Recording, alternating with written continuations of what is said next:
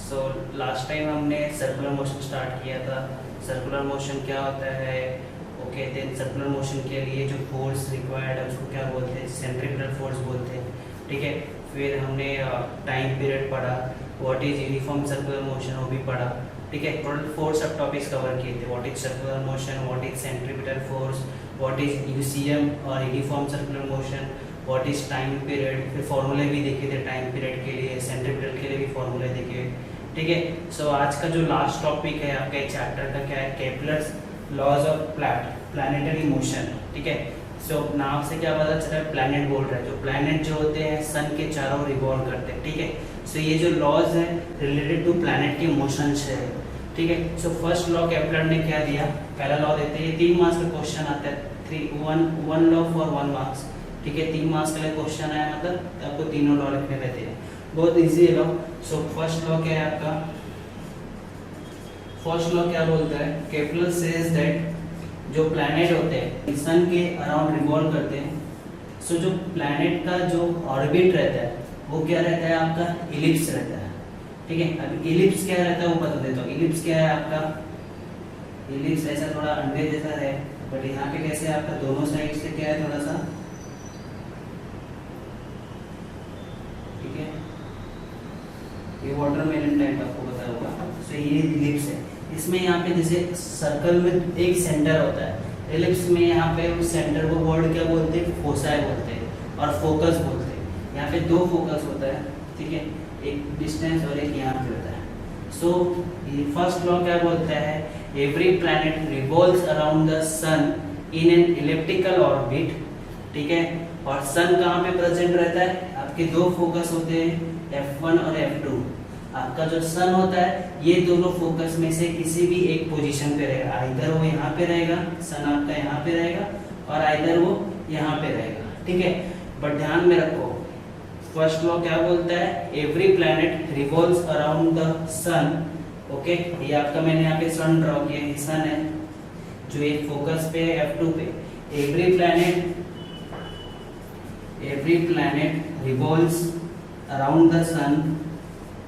revolves around the sun in an elliptical orbit। ठीक है, तो ये तो लॉ क्या बताता है? जो प्लैनेट का जो ऑर्बिट है वो क्या है? इलिप्टिकल शेप है, नॉट सर्कुलर, इलिप्टिकल शेप है। एंड सन इज प्रेजेंट और located, sun is present at one of the focus of this elliptical orbit, at one of the focus। तो क्या बोलता है ये फर्स्ट लॉ जो है? एवरी प्लैनेट, हर एक प्लैनेट रिवॉल्व करता है सन के चारों इलिप्टिकल ऑर्बिट में, और सन कहाँ पे प्रेजेंट रहता है? At one of the focus. आपके 2 है ना फोकस, तो 2 फोकस है मतलब फोसाई बोलेंगे, एक रहता तो फोकस बोलते हैं। तो दोनों फोकस में से किसी एक फोकस पे सन प्रेजेंट रहेगा। सो आप यहाँ पे देख सकते हो, जब भी आपका ये समझो प्लैनेट है, मैं यहाँ पे इसको दूसरे माध्यम से ड्रॉ करता हूँ। आपका ये प्लैनेट है, ठीक है, प्लैनेट है। तो जब आपका प्लैनेट इस पोजीशन पे रहता है तो सन और प्लैनेट के बीच डिस्टेंस क्या है? कम है। जब आपका प्लैनेट इस पोजीशन पे, पोजीशन ए, पोजीशन बी, जब आपका प्लैनेट पोजीशन बी पे है तो सन और प्लैनेट के बीच डिस्टेंस क्या है? कम है। जब आपका ये ए पोजीशन पे रहता है तो सन और प्लैनेट के बीच डिस्टेंस क्या हो गया? ज्यादा हो गया। तो ये इलिप्टिकल ऑर्बिट होता है। आप यदि आपका सर्कुलर ऑर्बिट रहता तो एवरी टाइम जो पोजीशन है सन का प्लैनेट से क्या रहता है? इक्वल डिस्टेंस रहता है, that is equal to radius. ठीक है, बट इलिप्टिकल में ऐसा नहीं होता। सम टाइम्स आपका डिस्टेंस ज्यादा रहेगा, सम टाइम्स आपका डिस्टेंस क्या रहेगा? कम रहेगा। ठीक है, तो आपको डिफरेंस समझे इलिप्टिकल ऑर्बिट और सर्कुलर ऑर्बिट का। ठीक है, ये क्या बोलता है? फर्स्ट लॉ क्या बोलता है? Every planet revolves around the sun in an elliptical orbit and sun is present at one of the foci.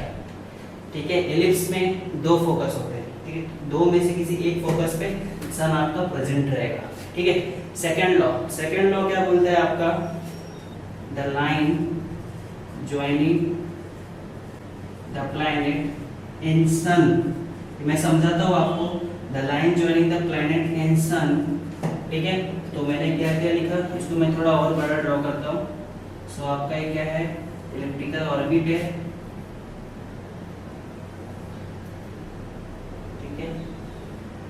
आपका ये एक फोकस है, फोकस F1, ये क्या है आपका फोकस F2। चलो इस फोकस का जरूरत नहीं, मेरा सन यहाँ पे प्रेजेंट है, ये आपका सन है, ठीक है।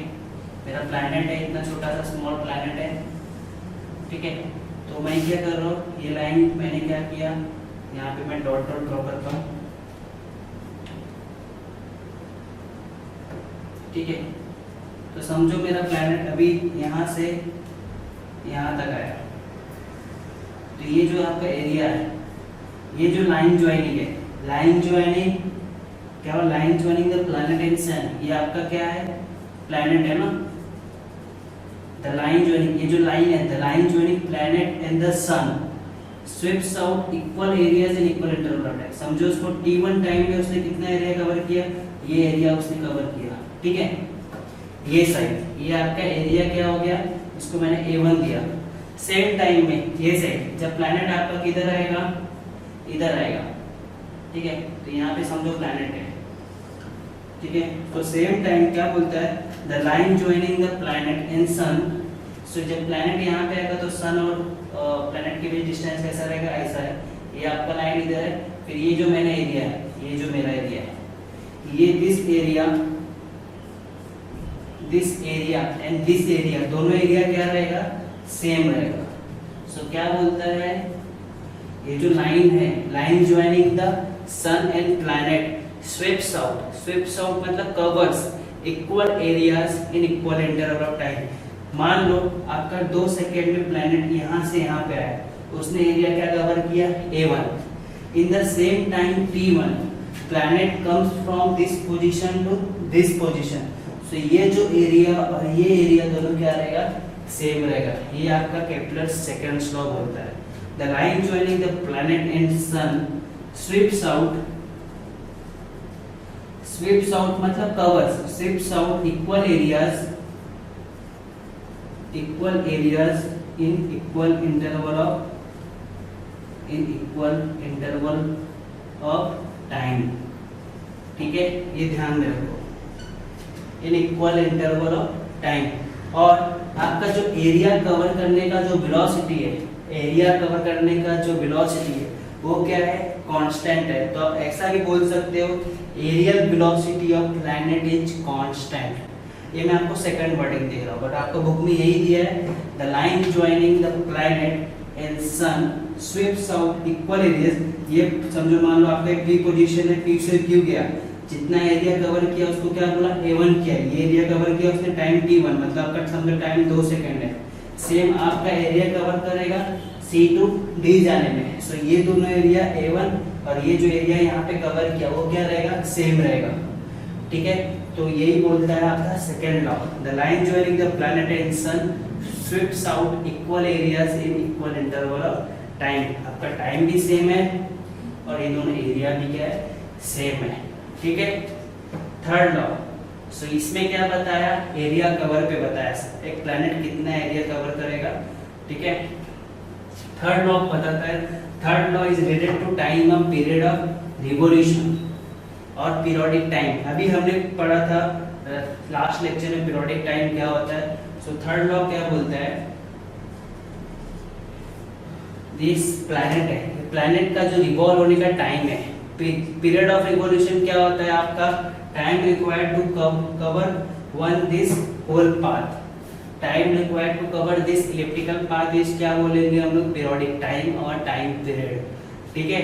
सो ये जो टाइम पीरियड होता है उसके लिए लॉ है, बोलता क्या है, the square of time period of revolution of A planet, the square of time period of revolution of planet is directly proportional to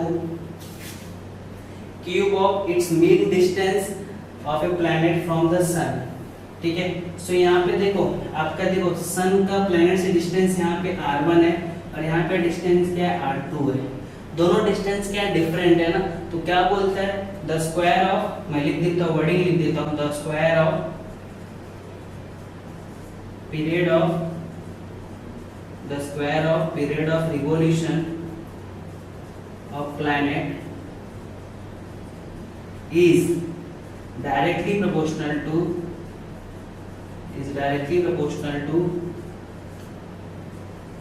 equal to cube of mean distance of sun from the planet. ठीक है, सो अभी ellipse में क्या होता है, elliptical orbit में क्या है, सन कुछ टाइम, सन का प्लैनेट से सम टाइम डिस्टेंस ज्यादा है, सम टाइम डिस्टेंस कम है। तो यहाँ पे क्या बोला, ये जो दोनों डिस्टेंस का जो मीन आएगा that is equal to r, इसका क्यूब के प्रोपोर्शनल होगा। So square of period of revolution of planet is directly proportional to cube of mean distance of planet from the sun. So t square is proportional to r cube.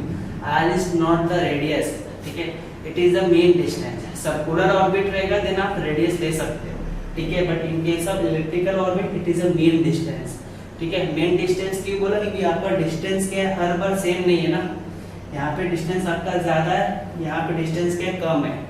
ठीक है, इसलिए उसने mean distance दिया। तो word में कभी भी लिखना तो मीन डिस्टेंस मत मिस करना, ये लॉ लिखते हो, नहीं तो आपके मार्क्स कट जाते हैं। ठीक है, so square of period of revolution of planet in an elliptical orbit is directly proportional to cube of its mean distance from the sun. ठीक है, cube of mean distance of sun from the planet और cube of its mean distance from the sun, आप directly ऐसा भी लिख सकते हो। ठीक है, सो ये आपका थर्ड लॉ भी मैंने एक्सप्लेन कर दिया। सो ओवरऑल ये चैप्टर हमने कवर कर दिया, Kepler's laws of planetary motion. ठीक है, सारे सब टॉपिक्स कवर कर दिए। ठीक है, ये सब टॉपिक लास्ट में क्यों लिए, क्योंकि हमको time of period of revolution पता होना चाहिए। ठीक है, thank you for this lecture.